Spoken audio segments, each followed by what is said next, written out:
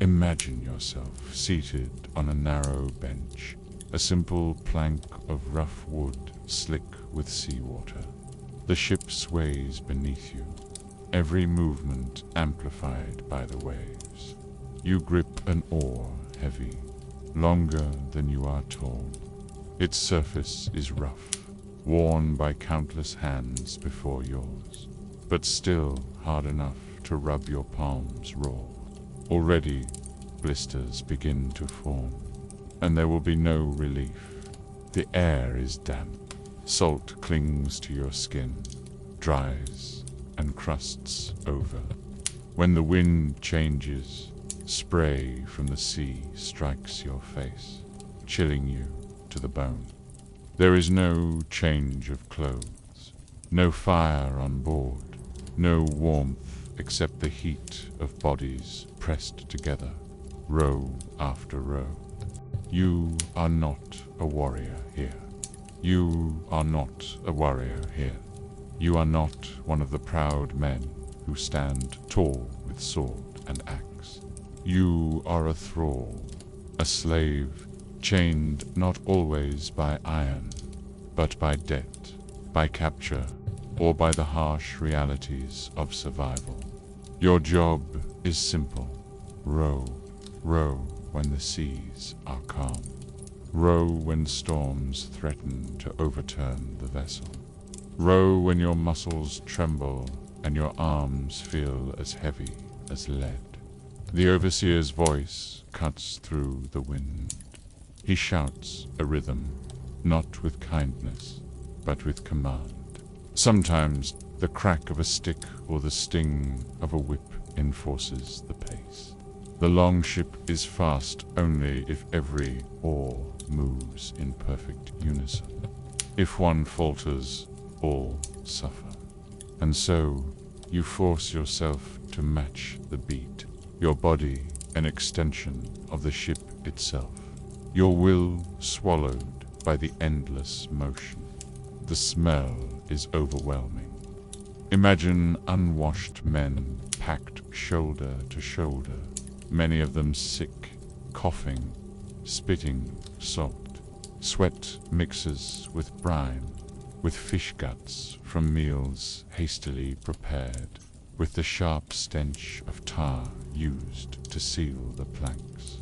The air is heavy, yet the wind brings no true relief. There is no privacy. If you must relieve yourself, it is done over the side, quickly and without dignity. Food is sparse, dried fish, hard bread, perhaps a ladle of thin gruel when the seas are calm enough to allow cooking. Water turns stale quickly, stored in barrels that soon reek of mold. Beer or mead is rationed, not to comfort you, but to keep disease at bay when fresh water runs low. Nights bring no rest. The ship does not stop. At best, you might sleep sitting upright, your back against the hull, still damp from the spray. The constant rocking makes true rest difficult, and the creak of the timbers, the slap of waves, and the groans of the other rowers fill your dreams. The oar becomes part of your body, even when you drift into uneasy slumber. And then there is the fear, not of the sea alone, though the sea itself is merciless. Storms rise quickly in northern waters. A wave taller than the ship can overturn it in moments. The fear is also of punishment. To falter, to show weakness, to fail in your rowing, is to invite the wrath of those in command. You are replaceable. You are expendable. And yet, amidst the misery, there are small details, rhythms that numb the mind. The oars rise and fall. The wood slaps the water. The spray stings. The body aches. And then it repeats, over and over, until hours lose meaning. The horizon becomes a blur, the sky and sea merging into one endless expanse. The long ship was a marvel of design, swift, sleek, able to carry raiders across seas and rivers alike. But for those who rode, it was less a marvel and more a prison, a floating cage of duty and exhaustion. Now and then, the overseers call a rest. The oars are pulled in, dripping, laid across knees. Shoulders burn, hands throb, but the stillness is a gift. Some take the chance to stretch, others to swallow a mouthful of food. Silence hovers, broken only by the groaning of the ship. Then the command comes again, and the rhythm resumes. This is your world, not the glory of battle, not the treasure of raids, but the ceaseless grind of motion. Row, eat, row, sleep, row again. Days blur into weeks, weeks into months. For the warriors, the ship is freedom, a path to plunder, to glory, to land across the sea. For you, the rowing slave, it is a chain made of wood and water, and no matter how far the ship travels, you are always bound to that narrow bench, that heavy oar, and the endless horizon. Now, let us leave behind the narrow benches of the rowing slaves and step instead into the life of one of the most fascinating figures of Viking history. His name was Egil Skallagrimsson, and he was both feared and admired, a warrior with a violent temper, and a poet with words as sharp as his axe. Imagine, for a moment, a long winter's night in Iceland. The hall is warm with firelight, the rafters heavy with smoke. Around the tables sit warriors, farmers, and guests, their cloaks damp from snow, their hands wrapped around horns of mead. At the far end of the hall sits Egil. His presence is unmistakable. Broad-shouldered, rough-faced eyes, sharp like a hawk's. He does not smile easily. His reputation has traveled ahead of him, a man who has killed, who has cursed, who has composed verses that could outlast kings. Egil's life began in turbulence. From a young age, he showed both a violent streak and a gift for poetry. It is said that he composed his first verses at the age of 3. Imagine a small child, barely able to lift a sword, already shaping words into rhythm, already giving voice to feelings too complex for most grown men. This was no ordinary boy. And yet, alongside this brilliance was a darker current. Egil was quick to anger, quick to violence. His saga tells of outbursts, of insults taken too far, of feuds that stretched across years. To live near Egil was to walk a careful path. You could never quite know if you would be the subject of his next poem, or the target of his axe. One story tells of a dinner, a feast held by a powerful host. The hall was filled with the sound of laughter, the clinking of drinking horns, the roar of fire. Guests exchanged stories, toasted alliances, and enjoyed the rare comfort of a meal unmarred by hardship. Into this atmosphere walked Egil uninvited. He was not dressed for ceremony. His clothes were travel-worn, his hair unkempt, his expression grim. He took his place at the table with little courtesy, his very presence casting a shadow across the feast. The host, uncomfortable, asked him to recite a poem, perhaps hoping that Egil would earn his keep with words rather than intimidation. And so Egil did. He stood, raised his voice, and spoke in verse. But the poem was not a simple praise of the host. It was sharp, layered, filled with biting wit. What was meant to honor became instead a subtle insult, a reminder that Egil could not be controlled, not by courtesy, not by expectation. The whole grew quiet as his words settled, heavy as snow. This was Egil's gift and his curse. His poetry carried the weight of storms. He could compose verses of great beauty, tender laments for lost family, intricate descriptions of battles and journeys. But he could also craft curses, words that carried an almost magical power, spoken to ruin the fortunes of his enemies. To be praised by Egil was an honor. To be mocked by him was to carry a wound that might never heal. Egil's saga is filled with contradictions. He was both outlaw and guest of kings. He was both a brute and a creator of delicate poetry. Imagine him, axe in one hand, words in the other. Which was the more dangerous? Those who fought him on the battlefield often fell.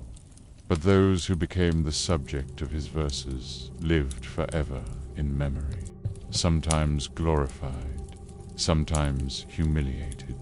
As he aged, Egil did not soften. His temper remained fierce, his griefs deep. One of the most moving moments in his saga comes after the loss of his sons. Imagine him, older now, hair streaked with gray, shoulders still broad, but weighed down by sorrow. He sits by the fire, the hall quiet around him, and he begins to compose. The verses pour out, heavy with grief, but shaped with skill. He mourns not only for his children, but for the fleeting nature of life itself. The words are timeless, echoing across centuries. Even here, in his sorrow, Egil reveals the duality of his nature. His rage made him feared. His poetry made him immortal. In his verses, the Viking world finds its voice raw, unfiltered, both brutal and beautiful. And so, when we think of the Viking Age, we must not only think of ships and raids, of swords and shields.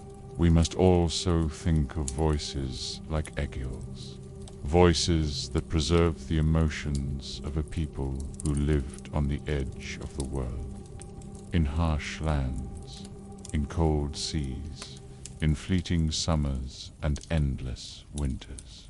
Imagine, then, the hall once more.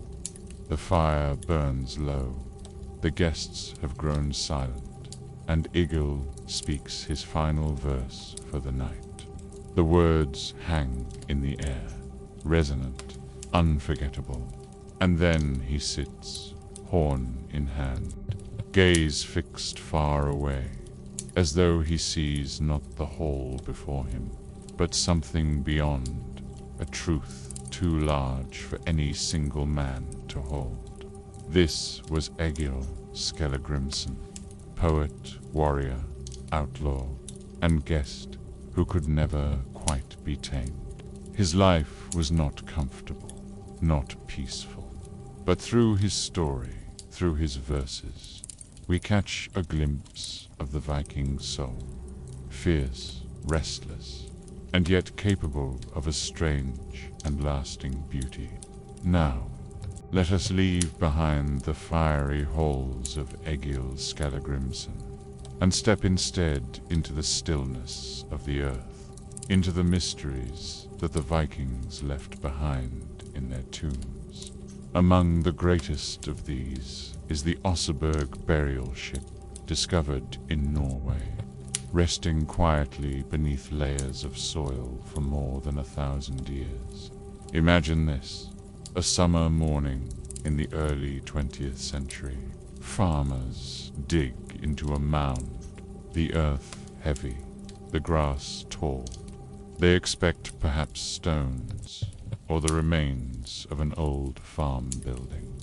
But instead, their shovels strike something else. Curved wood, carved with intricate patterns, preserved by time. The word spreads, and soon archaeologists arrive, their hearts racing. What they uncover is not simply a burial, but a treasure. One of the most extraordinary Viking finds in history. The ship itself is breathtaking, long, elegant, built not for raiding across seas, but for carrying the dead into eternity. Its prow curves like a serpent, carved in swirling lines, as though it were not wood, but the very spirit of waves and wind given form. It rests quietly, but the craftsmanship speaks loudly. Here was no crude vessel. Here was art, skill, reverence. Inside, the archaeologists found the remains of 2 women. Their identities remain uncertain, though scholars have debated endlessly. Were they queens, priestesses, wives of powerful men? Perhaps one was of noble birth, the other her companion. Or perhaps both were leaders in their own right, figures of immense authority, honored with a burial worthy of kings. The truth is veiled, but the clues are rich. Around them lay objects, a world in miniature, prepared for the journey into death. There were sledges, richly decorated, perhaps used for ceremonial processions. There were carved wooden animals, their shapes both fierce and strange, guardians of the afterlife. There were tools, textiles, even fragments of food, the small, everyday comforts that no soul would wish to be without. Imagine packing not only treasures, but also daily necessities, as though the afterlife mirrored the world of the living. The burial ship itself was not just a grave, it was a statement. To bury someone in such splendor was to say, here lies greatness, here lies power, here lies someone who must not be forgotten. The Oseberg mound, when fresh, would have towered above the landscape. Travelers would have seen it from afar, a reminder of wealth and authority, a message written not in words, but in earth and wood. Let us pause and picture the funeral itself, more than a millennium ago. The day is cold, the sky heavy with clouds. A crowd gathers, family, warriors, servants. Perhaps even rivaled chieftains come to pay reluctant respect. The ship, newly built, or perhaps drawn from the sea, rests on land. It is adorned with fabrics, with flowers, with offerings. The air is thick with the smell of pine tar, smoke, and damp earth. 2 women are prepared for burial. They are dressed in finery, perhaps silks, perhaps wool embroidered with gold thread. Jewels rest upon their chests, combs and brooches pinned to their garments. Around them are placed their possessions, each chosen carefully. A sledge that once carried them through snowy winters. A carved bed, beautiful yet solemn. The wooden heads of animals, dragons, serpents, beasts, that seem to look not at the mourners, but beyond, into another world. Then comes the moment. The bodies are laid in the ship, the goods arranged around them. Words are spoken, chants perhaps, poems recited in low voices. The crowd stands in silence, hearing only the crackle of torches, the distant call of birds, the rustle of wind through the grass. Slowly, earth is piled upon the vessel.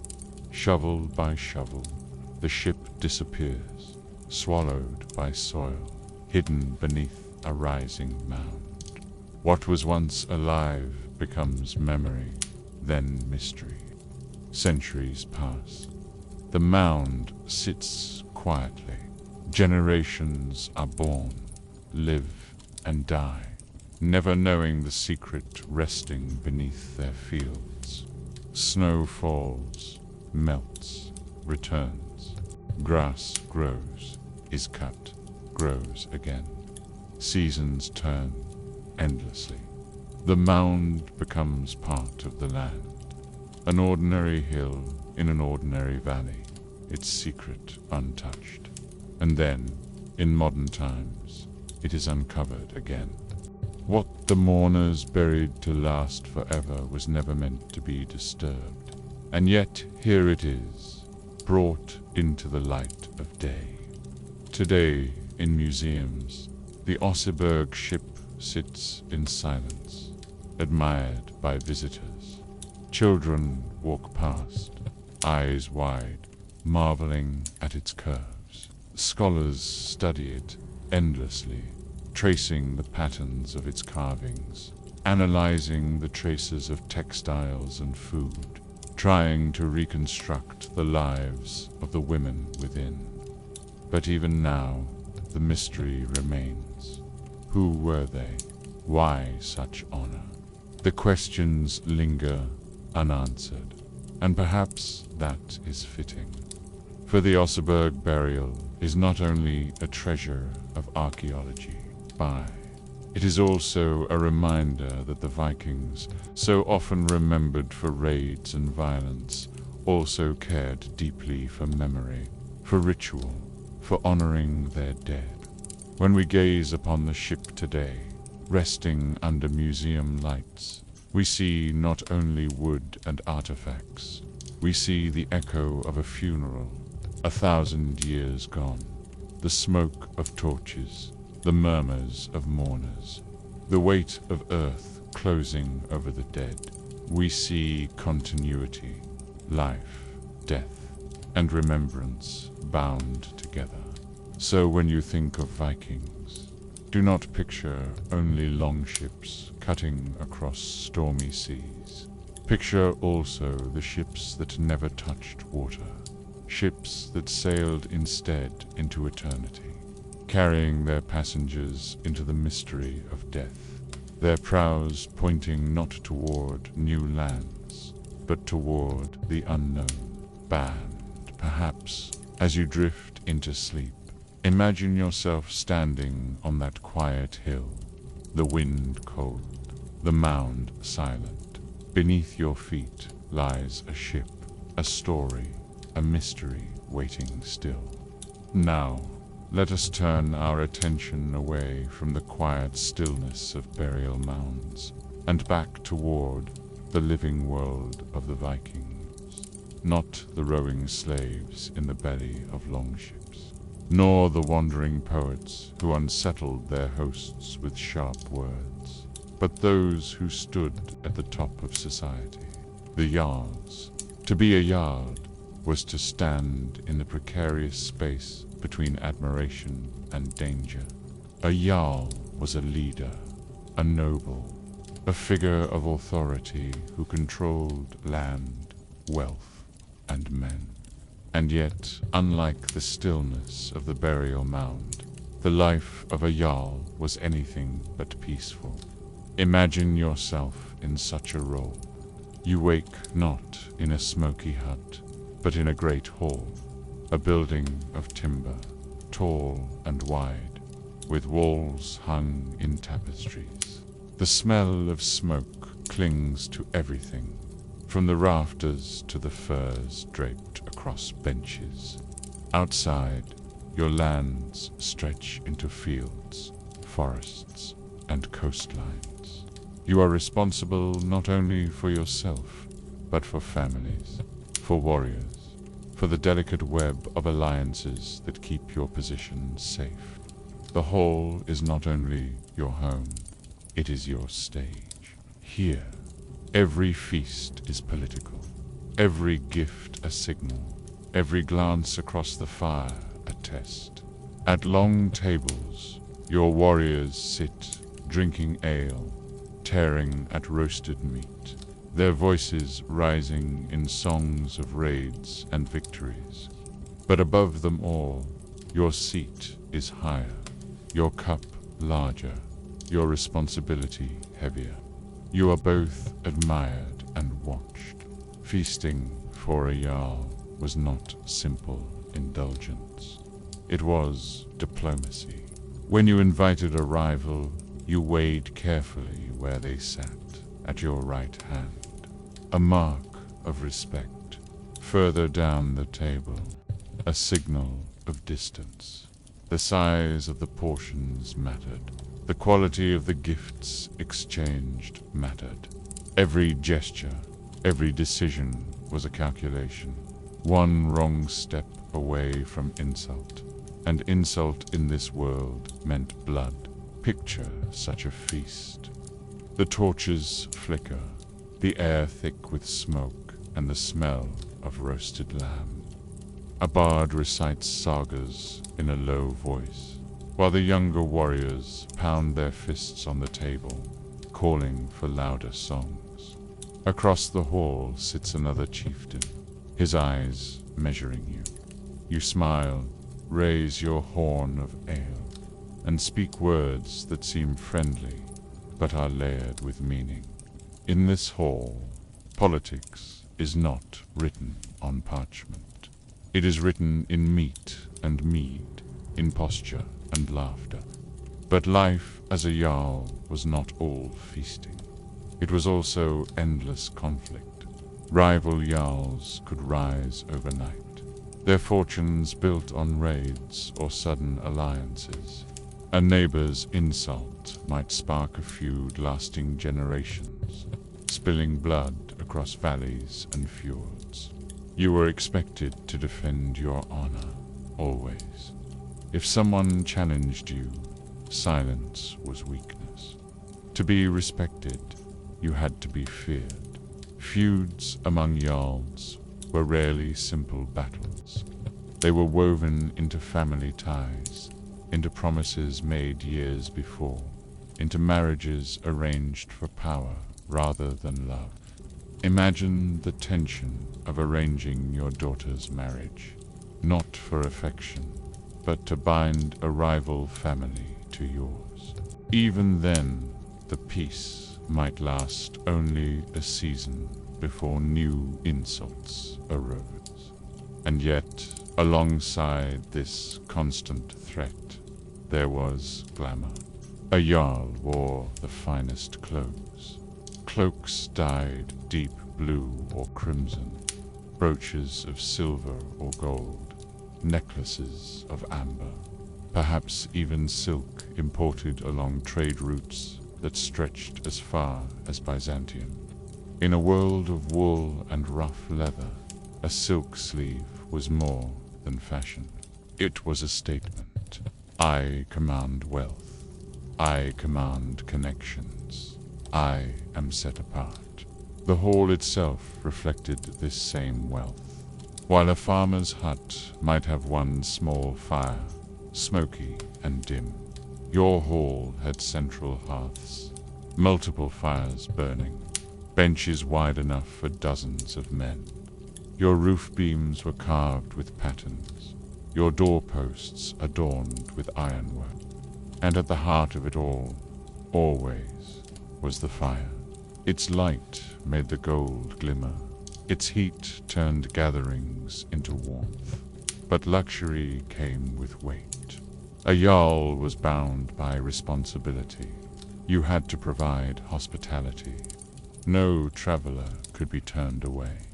Warriors expected reward for loyalty. craftsmen expected protection.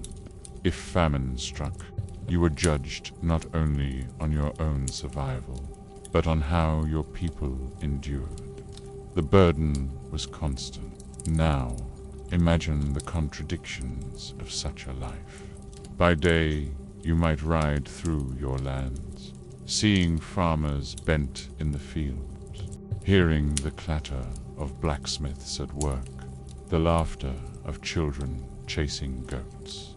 All these people depended on your strength. And yet, at night, you might sit at your high table, drinking from silver cups, your mind turning not to goats or children, but to whether the chieftain to valleys away might betray you before spring.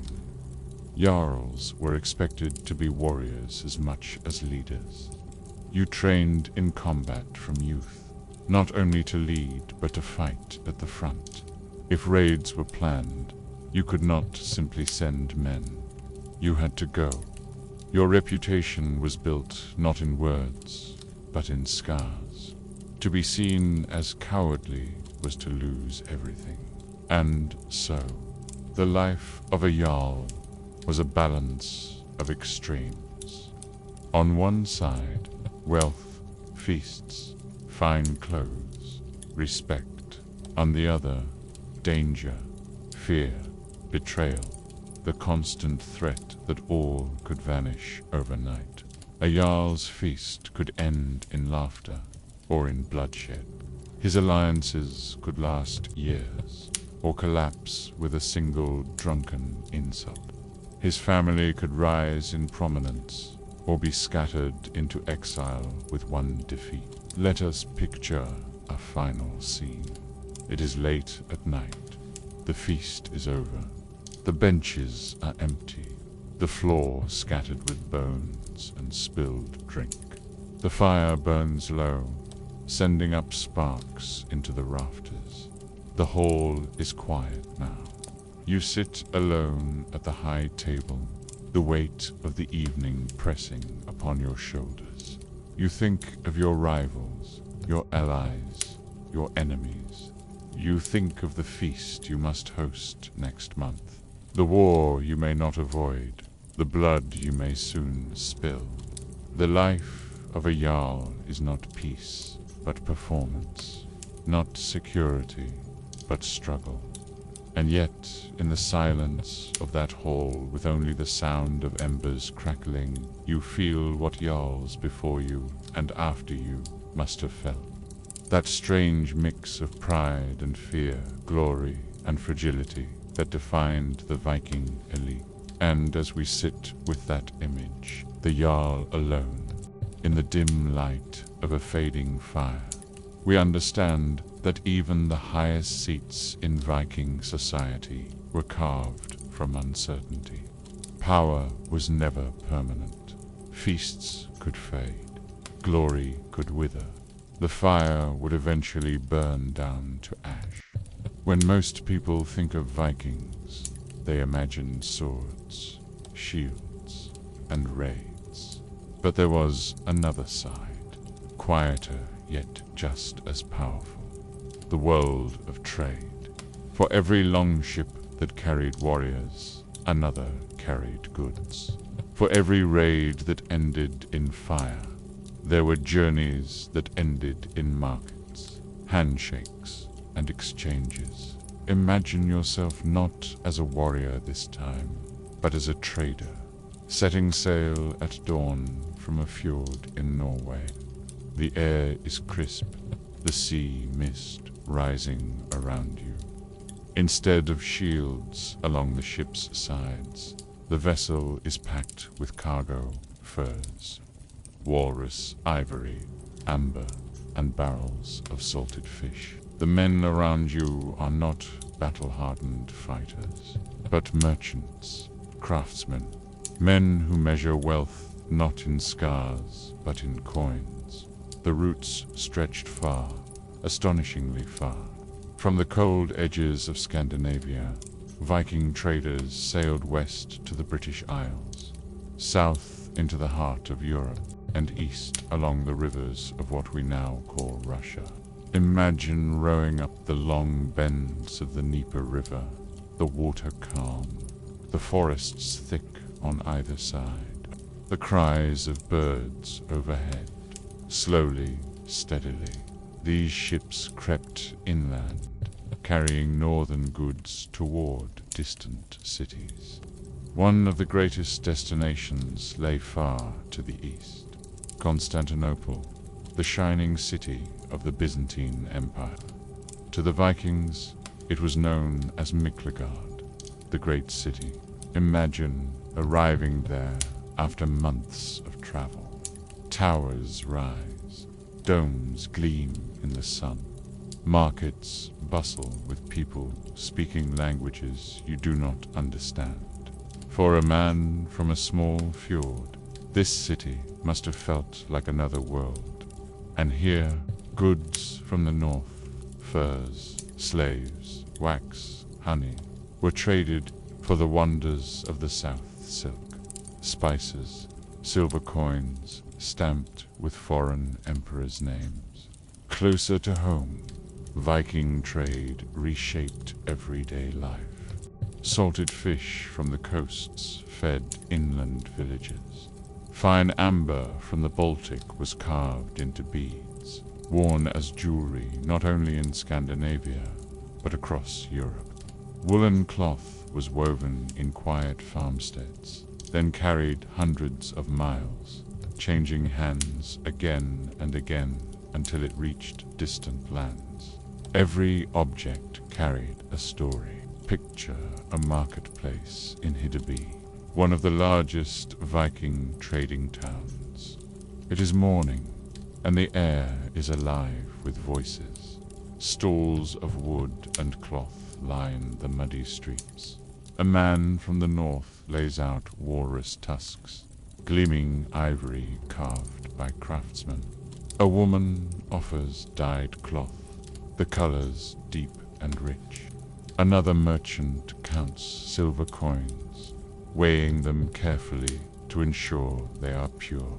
The smells mix: fish, tar, sweat, spices, smoke from cooking fires.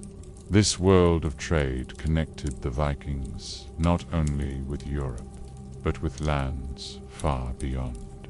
Archaeologists have found coins from as far away as the Middle East in Viking graves. Imagine holding such a coin in your hand, stamped with Arabic script, its surface worn smooth by countless exchanges. For a Viking farmer or warrior, it must have seemed a token of another universe, proof that the world was larger than fjords and farms, larger than raids and feuds. And yet, even as these goods traveled, the life of a Viking trader was not simple. The rivers were dangerous, with sudden rapids and lurking bandits. A wrong turn could strand a ship for weeks. Foreign cities welcomed trade, but did not always trust the strange northerners. And at home, the line between trader and raider was thin. Some voyages ended in peaceful exchanges. Others ended in fire and plunder. Still, the evidence shows that trade was steady, organized, and essential. Without it, Viking society would not have held the wealth to build halls, fund expeditions, or commission burial ships like Oseberg. Trade underpinned power. It tied the north to the wider world, bringing silk to cold halls, silver to rough tables, and stories of far-off places into the ears of men and women who would never leave their villages. Let us pause here. Picture the end of a long trading journey. The ship glides back into its home fjord, its hull lower in the water from the weight of goods. Families gather on the shore, waiting eagerly. Children peer into barrels of spices they cannot name. Women unwrap cloth dyed colors richer than anything they've seen before. Men hold silver coins in their palms, turning them slowly, the firelight glinting off foreign emblems. The sea has brought back more than goods. It has brought back connection. It has reminded those in small villages that they are not alone, that their world, vast with sea and sky, is also tied by invisible threads to cities thousands of miles away. So when you imagine a Viking ship, do not see only warriors at the oars. See also traders, merchants, dreamers of profit. See them sailing quietly, their minds on silk and silver rather than swords and shields. See them bringing the wide world home. And perhaps, as you drift further into relaxation, imagine yourself walking through that market in Hidaby. The air is cool, the voices a low murmur, the goods laid out in neat rows. Around you, men and women from distant lands pass, their faces strange, their clothes unfamiliar, and yet the rhythm of exchange is the same, a gesture, a word, an agreement sealed with coin or trade, calm, ordinary, endless. When we think of the Vikings, it is easy to imagine only their raids, their ships, their feasts. But beneath these daily struggles and ambitions lay something quieter, something deeper, a constant, steady awareness of the divine. For the Vikings, the world was never empty. Every stone, every tree, every gust of wind held meaning. Their gods were present everywhere, their myths woven into daily life like threads in a cloak. Imagine waking on a Viking farm. Before even stepping outside, you pause, listening to the sounds of the morning, the lowing of cattle, the creak of timber, the rustle of wind through the thatch. For a Viking, these were not just noises, they were signs. If the wind blew from the east, perhaps it carried blessing. If the chickens were restless, perhaps it foretold trouble. To live in this world was to read it constantly, as one might read the lines of a saga. The gods themselves were not distant. Odin, or Father, was not simply a creator, but a wanderer, disguised, moving among men. Thor, with his hammer Mjolnir, was a protector, the one to call upon when storms threatened crops or when enemies approached. Frey and Freya governed fertility and love. Their favor sought in the rhythms of planting and harvest. Loki lingered at the edges, a trickster whose presence explained both sudden fortune and sudden misfortune. Picture a farmer pausing before a field of barley. He holds a small offering, perhaps a piece of bread, perhaps a splash of ale. He sprinkles it on the soil, murmuring a prayer under his breath. The gesture is simple, yet it carries weight. In that moment, he is not alone. He is joined by gods, by ancestors, by unseen forces that stretch beyond sight. Rituals varied with scale and season. There were grand sacrifices. The Beeltas, where animals, and sometimes more, were offered at sacred groves or stone circles. These were communal, marked with song, food, and drink. But there were also small, private acts of devotion. A woman might tie a strip of cloth to a tree near a spring, asking for health. A sailor might carve runes on the mast of his ship, asking for safe passage. A child might whisper a hope into the dark, trusting that unseen ears would hear. The Vikings also lived by omens. A raven flying overhead, the sudden fall of a knife, the shape of frost on a window, each might hold a message. Dreams were especially powerful. A strange vision in sleep could guide decisions, warn of danger, or inspire journeys. Imagine waking from such a dream, heart steady but mind turning. You tell the village Cirrus, the vulva, who listens with closed eyes, then speaks in a low, measured voice. Her words shape your choices. The vulva herself was a figure of awe, dressed in cloaks, often carrying a staff. She moved between worlds. In ritual, she might chant, sing, or enter trance, her voice rising and falling like the sea. Around her, men and women listened, hushed, fearful, hopeful. She was not merely a fortune teller, she was a bridge, a reminder that the veil between worlds was thin. And yet, religion for the Vikings was not only ritual, it was woven into the ordinary. When a child was born, prayers were whispered for strength. When bread was baked, thanks might be given. When journeys began, signs were read in the sky. Life was fragile, uncertain. To believe was to steady oneself against that uncertainty, to seek patterns in a world that could change in a moment. The afterlife, too, loomed large in thought. Warriors dreamed of Valhalla, where Odin's hall rang with endless feasts, where those who had died bravely fought and drank for eternity. Others imagined the hall of Freya, or simpler, quieter resting places, where ancestors gathered together.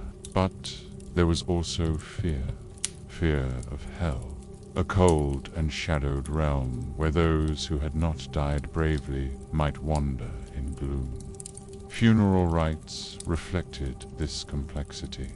A man might be buried with his sword, a woman with her keys, a child with toys. A ship might be burned or covered with earth, sending the dead into eternity on waves of fire or soil. Always there was the sense that death was not an ending, but a passage, a journey into a world as real and as mysterious as the one left behind. Picture such a funeral. The torches flicker, the night is still, the air smells of smoke and pine. Words are spoken, not loudly, but slowly, solemnly. Perhaps a song rises, low and steady, a final farewell.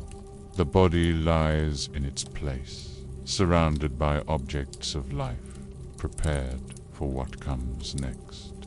Slowly, the fire is lit, or the earth piled. Slowly, the living step back, leaving silence to take hold. In these rituals, in these beliefs, the Vikings found meaning. They explained the harvest, the storms, the wars, the births. They lived not in an empty world of chance, but in a world full, alive, and listening. So, as you imagine yourself drifting deeper into rest, think of that quiet Viking farmer pouring ale into the soil with a whispered prayer. Think of the vulva chanting softly, her staff tapping the ground in rhythm. Think of the gods, not distant, but near, watching in the patterns of clouds, in the cries of ravens, in the glow of embers. And in that thought, find stillness. For the Vikings, the world was never silent. For us, in sleep, perhaps it can be. When we picture the Vikings, we often imagine the spray of salt water, the clash of swords, the roar of feasting halls. Yet most Vikings did not live their days on long ships or battlefields. They lived in homes, long, low, smoky homes, built from timber, turf, and stone. Their world was not always one of conquest, but of ordinary survival. Imagine approaching a Viking village. The sea lies nearby, its waves rolling endlessly. A line of houses stands against the landscape, their roofs thick with turf, blending with the earth itself. Smoke drifts from a hole in the roof, carrying the scent of wood, of food, of people. Chickens scratch in the dirt. A dog barks.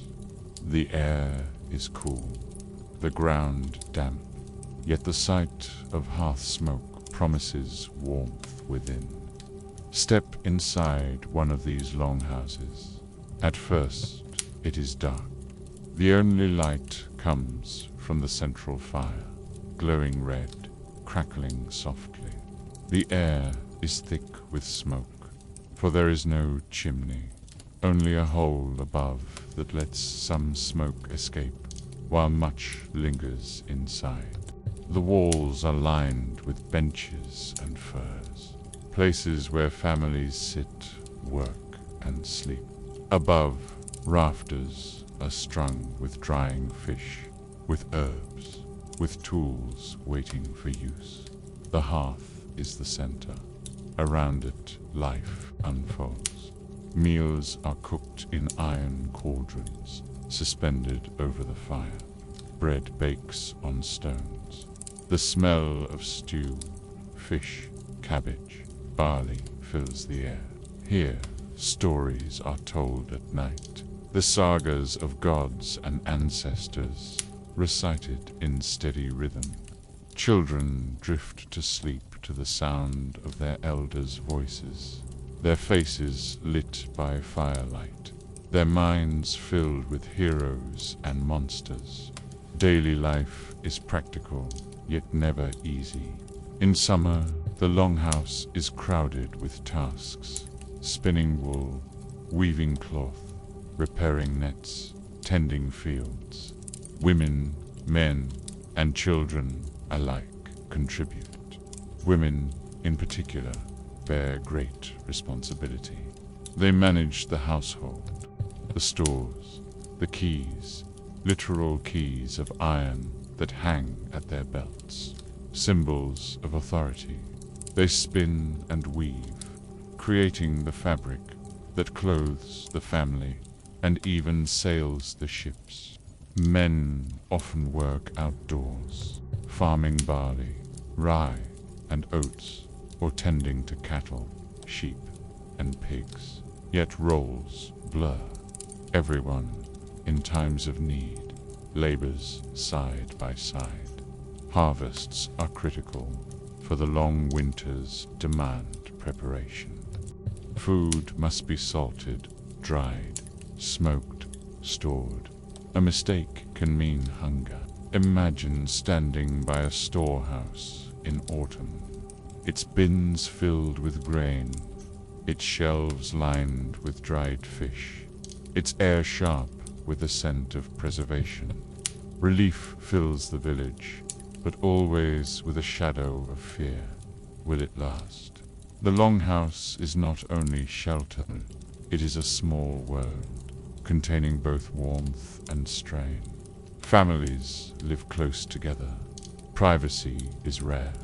At night, all sleep in the same hall, some on benches, some on the floor, wrapped in wool and fur. The fire burns low, casting flickering shadows. The sounds of breathing, of coughs, of restless movement fill the air. Outside, the wind howls. Inside, the closeness is both comfort and confinement. Children grow up quickly in this world. A boy of 10 may already be herding animals. A girl of 12 may already be spinning, cooking, preparing to manage a home of her own. Yet play still exists. Small toys carved from bone or wood, simple balls or little figurines are found in Viking graves. Imagine a child in the corner of the longhouse, tracing lines in the dirt with a stick, humming to themselves while their elders work nearby. Illness is never far, with smoke filling the lungs, with winters long and damp, with wounds often untreated. Health is fragile. Herbs are used, charms whispered, prayers offered. A woman may brew a bitter tea from wild plants, hoping to ease fever. A man may carve protective runes into a piece of wood, tying it near a sick child's bed. Sometimes these efforts work. Often they do not. Loss is part of life, endured with quiet resilience. Still, there is joy. At night, when the day's work is done, the longhouse comes alive with song, with stories, with games. Men may carve runes into wood, testing skill and luck. Women may sing while spinning, their voices steady and soothing. Laughter rings out at jokes, simple but cherished. The hearth glows brighter, the air warmer. For a moment, hardship fades, replaced by togetherness. Beyond the home, community binds people. Villagers gather for feasts, for markets, for rituals. Neighbors help one another raise houses, harvest crops, or guard against danger. A lone Viking might be fierce, but in daily life, survival is shared. To live was to belong to kin, to clan, to gods. Now close your eyes and imagine lying on a bench in that longhouse.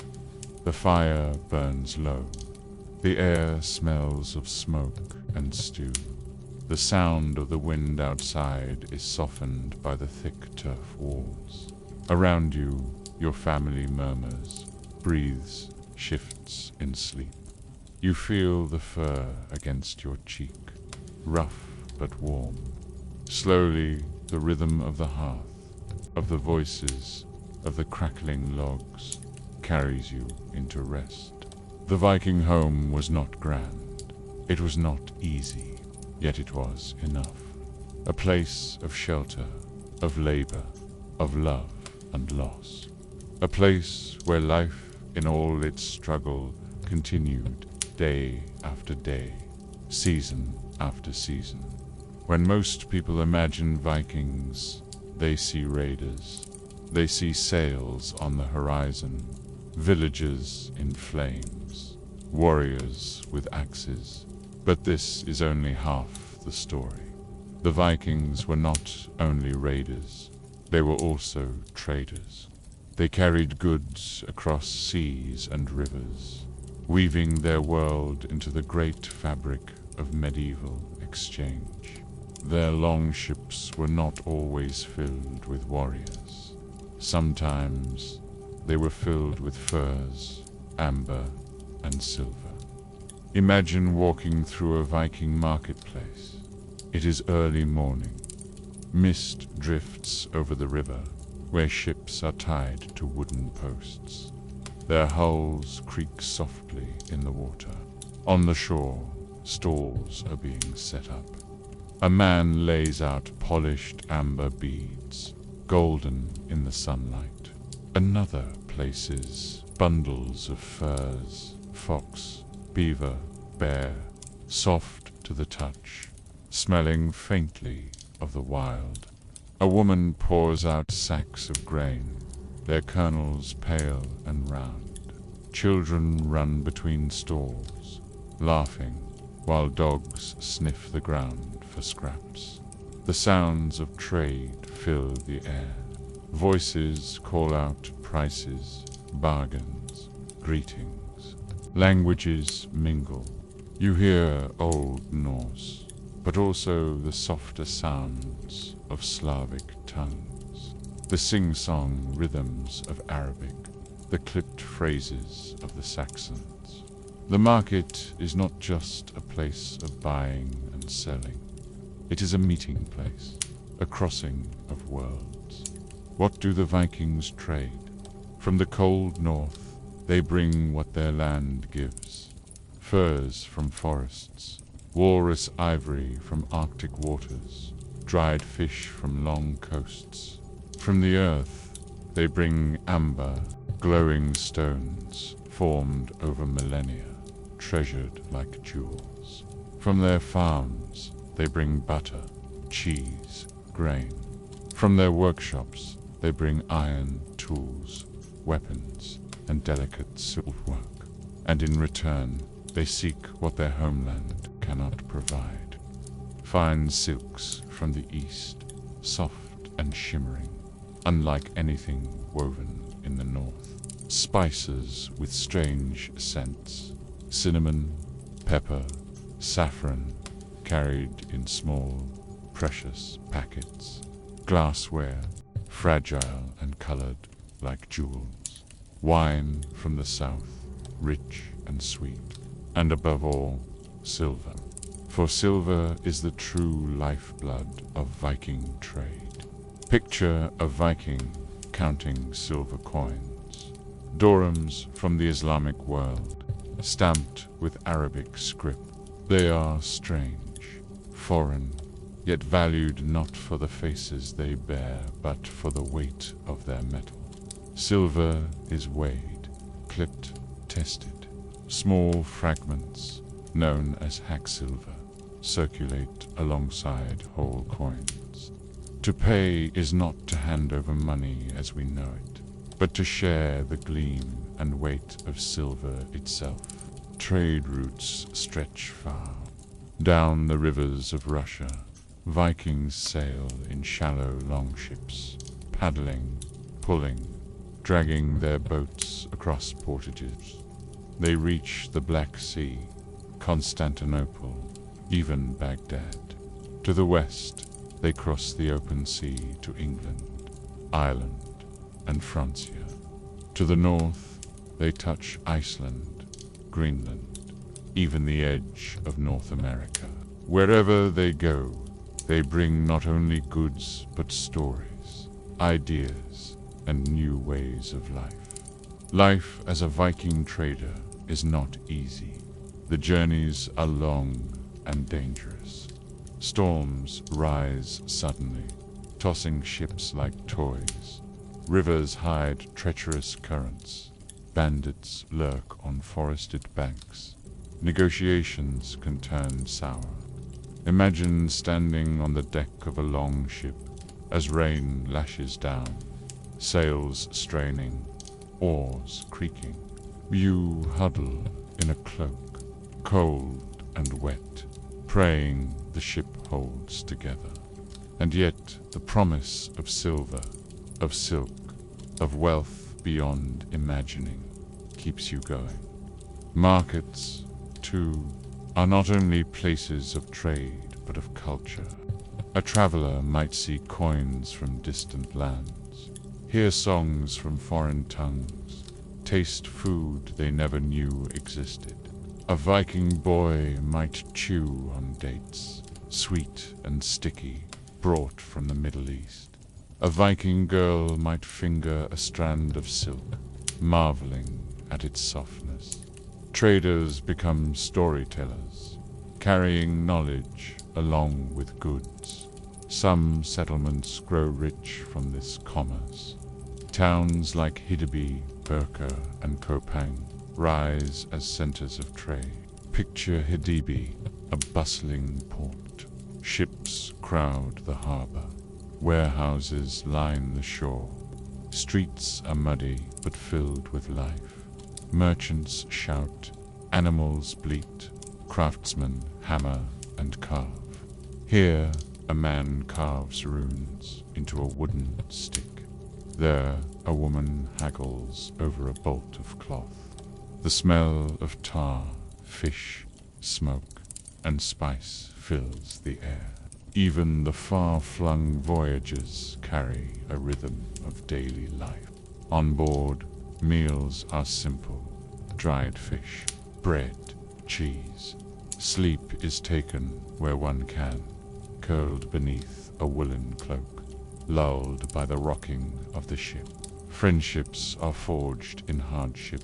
As rowers pull together, traders share stories, and the long nights pass in quiet watchfulness. And when traders return home, their villages feel the change. A silver brooch gleams on a woman's dress, a strange design unlike local work.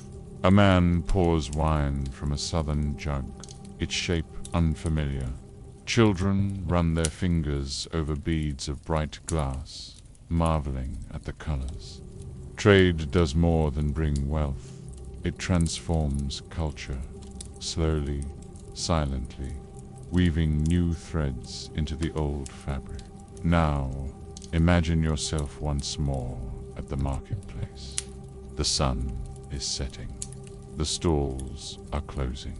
The last deals are struck. A merchant ties his goods into bundles, ready for the next journey. The sound of the river laps softly against the shore. The voices grow quiet. Smoke from evening fires drifts into the sky.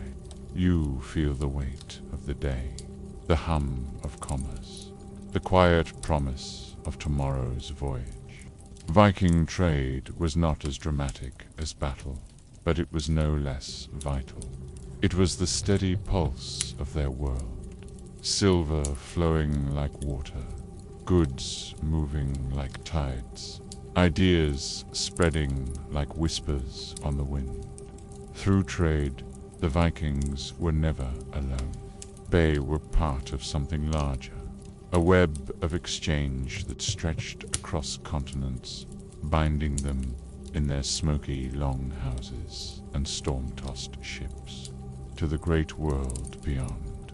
We have walked far through the world of the Vikings, not only through their battles and their legends, but through the quiet, ordinary rhythms that filled their lives.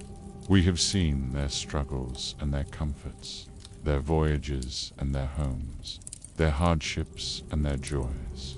We began with the slaves who rowed the longships, their hands raw, their lives bound to oars and commands.